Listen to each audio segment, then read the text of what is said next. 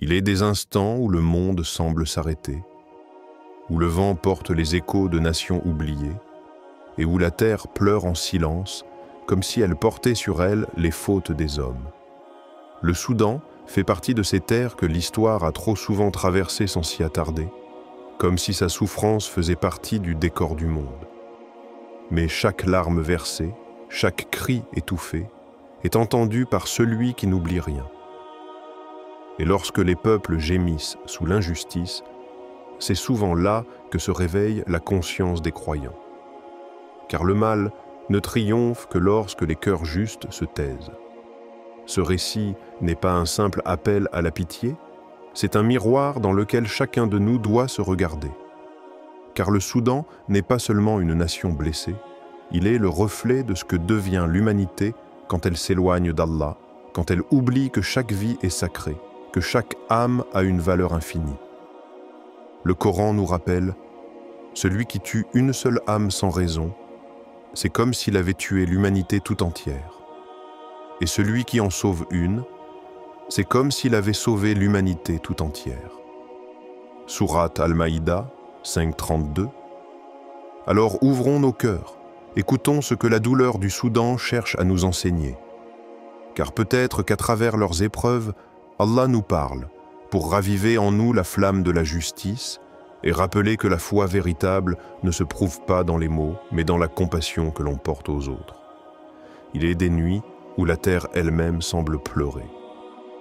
Au Soudan, dans la ville d'Al-Fashir, les étoiles se sont tues, étouffées par la fumée et les cris. Les rues, autrefois pleines de vie, sont devenues les témoins silencieux d'une douleur que les mots ne peuvent contenir. Là-bas, des mères serrent leurs enfants comme pour les protéger du souffle du mal. Des vieillards murmurent le nom d'Allah, espérant qu'un ange entende encore leurs supplications. Et le ciel, lourd de cendres, semble retenir sa pluie, comme s'il craignait d'ajouter d'autres larmes à celles du peuple. Mais dans cette obscurité, la foi ne s'éteint pas. Chaque regard tourné vers le ciel est un acte de résistance. Chaque souffle murmuré, un témoignage d'espérance. Les hommes peuvent brûler les maisons, les tyrans peuvent effacer les visages. Mais nul ne peut éteindre la lumière qu'Allah a déposée dans le cœur des croyants. Comme le rappelle le Saint-Coran, ne pense pas qu'Allah soit inattentif à ce que font les injustes. Il leur accorde un délai jusqu'au jour où leurs regards se figeront d'effroi. Sourate Ibrahim 14.42. Ainsi, le sang versé n'est jamais perdu devant Allah. Les innocents tombés ne sont... Le Coran nous rappelle, la corruption est apparue sur terre et sur mer à cause de ce que les mains des hommes ont acquis, afin qu'Allah leur fasse goûter une partie de ce qu'ils ont fait. Peut-être reviendront-ils. Sourate Ar-Rum 30.41. Chaque guerre, chaque tyrannie, chaque larme versée est un miroir de notre oubli du divin. Car quand l'homme oublie d'être juste, la terre elle-même se met à gémir. Et dans ces gémissements, Allah nous appelle à revenir à lui, à rebâtir la justice non pas sur la pierre, mais dans le cœur. Un jour, le peuple du Soudan s'est levé. Non pas avec des armes, mais avec des voix, avec des cœurs brûlants d'espérance. Dans les rues, ils scandaient 3 mots simples et purs: liberté, justice, égalité. Ces mots résonnaient comme une prière, un souffle de dignité après des années d'oppression. Les visages étaient fatigués, mais leurs âmes étaient droites. Ils croyaient que cette fois, le soleil se lèverait pour eux, et Allah sait combien leurs intentions étaient sincères. Mais les hommes, eux, ont souvent la main tremblante lorsqu'ils portent la promesse du changement. Ceux qui parlaient de justice ont fini par chercher le pouvoir. Ceux qui criaient liberté ont bâti de nouvelles prisons. La révolution s'est transformée en silence et l'espoir en amertume. Pourtant, dans la désillusion se cache une vérité spirituelle. Le salut ne vient jamais des trônes ni des uniformes, mais du cœur purifié. Allah ne change pas la condition d'un peuple tant qu'il ne change pas ce qui est en lui-même. Ainsi, nous le rappelle le Saint-Coran. En vérité, Allah ne modifie point l'état d'un peuple tant qu'il ne modifie pas ce qui est en eux-mêmes. Sourate Ar-Ra'd 13-11. Le peuple soudanais a connu la trahison, mais il n'a pas perdu la foi. Car même lorsque les promesses des hommes se brisent, celles d'Allah demeurent intactes. Leur lutte est une prière en mouvement, une quête de lumière au cœur des ténèbres. Et chaque pas vers la justice, même étouffé par le bruit des armes, reste inscrit auprès du très miséricordieux comme un acte de foi.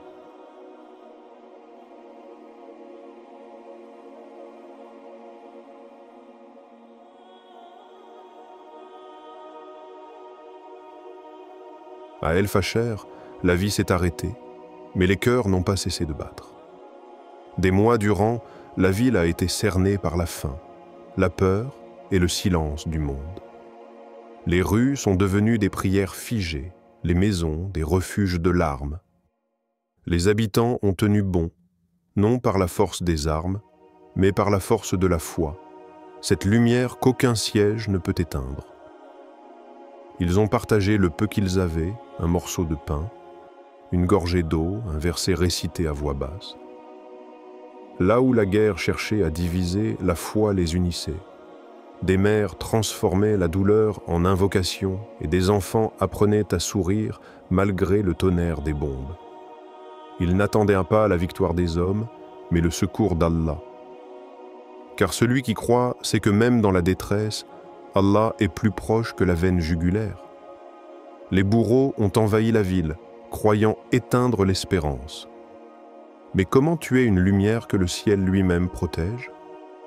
Les martyrs d'El Fasher ne sont pas des ombres oubliées. Leurs noms se sont inscrits dans le livre d'Allah avant même que leurs bourreaux ne lèvent la main. Le Coran dit « Ne dites pas de ceux qui sont tués dans le sentier d'Allah qu'ils sont morts. Ils sont vivants, mais vous ne le percevez pas. » Sourate Al-Baqarah 254. Ce verset n'est pas seulement une consolation, c'est une vérité spirituelle. La mort des innocents est une naissance vers la lumière. Et si les puissants pensent avoir gagné, ils ignorent que leurs victoires sont écrites dans la poussière, tandis que celles des croyants sont gravées dans l'éternité. Le monde a entendu les cris du Soudan, mais il a préféré détourner le regard. Les images ont traversé les écrans comme des ombres passagères, puis se sont éteintes dans l'indifférence des nations. Les puissants ont parlé de paix, mais leurs paroles n'étaient en que vent, et le vent, lui, n'apaise pas les flammes. Les hommes ont appris à compatir de loin, sans jamais laisser leur cœur se fissurer. Nous vivons dans une époque où la douleur des autres devient un spectacle, où la souffrance est perçue, mais rarement ressentie. Et pourtant, Allah nous a créés pour ressentir, pour être le soutien de notre frère, la main de notre sœur, le témoin du juste et le défenseur de l'opprimé.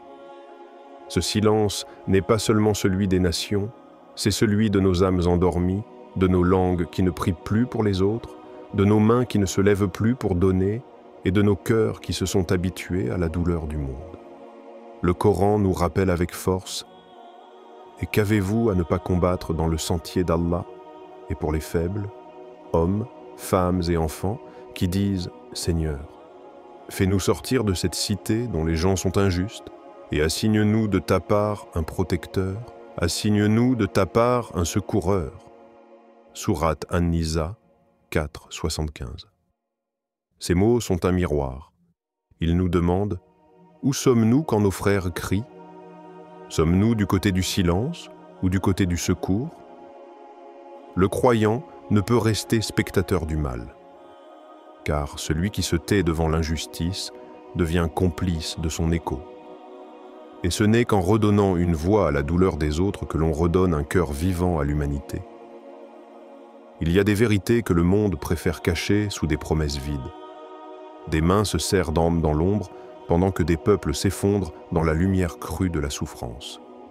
Ceux qui prétendent défendre la justice financent parfois les armes qui la détruisent. Et derrière chaque discours de paix, il y a souvent un marché, un contrat, un intérêt. Au Soudan, les puissances étrangères se disputent les richesses comme des vautours autour d'un corps affaibli. Elles parlent d'aide humanitaire, mais livrent des armes. Elles prêchent la démocratie, mais soutiennent les tyrans qui leur sont utiles. Ainsi, la vérité devient une monnaie d'échange et la morale une façade. Mais Allah voit ce que les hommes tentent de dissimuler. Il lit dans les intentions, il pèse les actions et il rappelle à chaque époque que la dissimulation du mal est une trahison de la foi. Le Coran nous avertit « Et ne cachez pas le témoignage, quiconque le cache a certes un cœur pécheur. Allah, de ce que vous faites, est omniscient. » Sourate Al-Baqarah 283. Ce verset résonne comme un appel aux consciences. Ne pas témoigner de la vérité, c'est éteindre une lumière qu'Allah a placée en nous. Et aujourd'hui, ce ne sont pas seulement les puissants qui cachent la vérité, mais aussi ceux qui, par fatigue ou peur, choisissent le confort du silence. Le croyant, lui, doit être un témoin du juste, même lorsque la vérité dérange, même lorsque la justice coûte cher. Car la foi n'est pas un refuge pour fuir le monde, elle est une arme contre l'hypocrisie du monde. Et si le monde se couvre de masques, alors il revient aux serviteurs sincères d'Allah de parler sans crainte, de lever le voile et de rappeler que la justice n'est pas un mot mais une lumière que seuls les cœurs droits savent porter. Même dans la nuit la plus profonde, il reste des flammes que le vent ne peut pas éteindre. Au milieu du chaos, des hommes et des femmes se lèvent, humbles, discrets mais porteurs de lumière. Ils n'ont pas d'armes, seulement leurs mains, leur prière et leur foi. Ils tendent la main aux blessés, partagent le peu qu'ils ont et rappellent au monde que le secours d'Allah ne vient pas du ciel vide, mais à travers les cœurs qui choisissent d'aimer, même dans la douleur. La diaspora soudanaise, éparpillée à travers les continents, a transformé sa nostalgie en action, son chagrin en espoir. Des voix s'élèvent pour raconter ce que d'autres voudraient taire. Des jeunes traduisent la souffrance de leur peuple en projets, en gestes, en solidarité. Ils reconstruisent des ponts que la guerre a voulu détruire. Et dans leurs élans, on entend un écho du divin. La foi n'est pas seulement prière, elle est mouvement. Elle est cette force silencieuse qui pousse le croyant à agir, non pour être vu, mais pour que la lumière d'Allah continue de circuler sur terre. Le Coran dit « Et quiconque sauve une vie, c'est comme s'il avait sauvé l'humanité tout entière. » Sourate Al-Maïda 5.32. Ces âmes, que le monde ignore, sont les véritables héros du Soudan. Elles ne portent pas de titre, mais elles portent la miséricorde. Elles ne cherchent pas la gloire, mais elles sèment la paix. Et dans chaque don, chaque prière, chaque parole dite avec sincérité, se trouve un rayon de cette lumière qu'Allah promet à ceux qui œuvrent pour le bien. Leur combat n'est pas seulement pour leur pays, il est pour toute l'humanité, car sauver une vie, c'est sauver le monde. Et tant qu'il restera des croyants debout, le Soudan ne sera jamais plongé dans une nuit sans aube. Le temps passe, les visages changent, les nations s'effondrent, mais la parole d'Allah, elle, demeure. Et au milieu du tumulte, il reste une voix, celle du cœur croyant, qui appelle à la justice, à la compassion, à la fraternité. Nous ne pouvons pas changer le monde en un jour, mais nous pouvons changer le regard que nous portons sur lui. Le croyant n'est pas celui qui détourne les yeux de la souffrance. Il est celui qui la transforme en prière, celui qui se lève lorsque les autres s'asseyent, celui qui parle lorsque le silence devient un péché. Chaque geste compte. Une aumône donnée en secret, une prière murmurée au milieu de la nuit, un partage, une parole de vérité, toutes ces petites étincelles deviennent un feu qui réchauffe les cœurs et éclaire les âmes. Le Coran nous enseigne « Ceux qui dépensent leurs biens, de nuit et de jour, secrètement et ouvertement, auront leur récompense auprès de leur Seigneur. Ils n'auront rien à craindre et ne seront point affligés. » Sourate Al-Baqarah 2.274. C'est ainsi que se construit le monde des croyants, non pas avec la force, mais avec la foi, non pas avec la haine, mais avec la miséricorde. Le Soudan n'est pas seul. Chaque musulman qui prie pour lui, devient un pilier invisible de son espoir. Chaque cœur tourné vers Allah est une arme contre l'injustice. Alors prions ensemble. Ô Allah, toi le juste et le miséricordieux, regarde ton peuple au Soudan et partout où règne l'injustice. Donne la force aux faibles, la patience aux affligés, et fais tomber tes bénédictions sur ceux qui résistent dans la foi. Apaise les cœurs brisés, éclaire les dirigeants de sagesse, et fais de nous des instruments de ton amour et de ta paix. Ya Allah, protège les innocents, accueille les martyrs dans ta lumière, et unis nos cœurs dans la vérité. Amen.